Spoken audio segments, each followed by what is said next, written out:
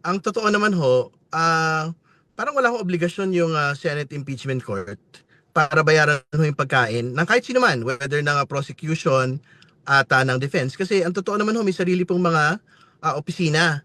Yung pong defense saka prosecution. So yung pong defense, meron ho silang OVP general budget. Yung pong House, meron po silang general House budget ano para dito po sa paglalatag po ng impeachment trial po na ito. So, hindi ko po maunawaan bakit meron pong I think it looked like a demand from the OVP, from the Vice President herself, for the Senate to actually pay for for the food expenses of the defense panel, no. Ang pagtingin ko nga ho diyan, parang uh, the OVP is basically opening up the Senate for a procurement case. Hindi ba kasi parang ang gusto nila sarili nilang caterer pero ang tagabayad ibang tao, no? So I think yung Senate po dapat magpasya kung ano ho yung kanilang magiging posisyon dito po sa bagay na ito.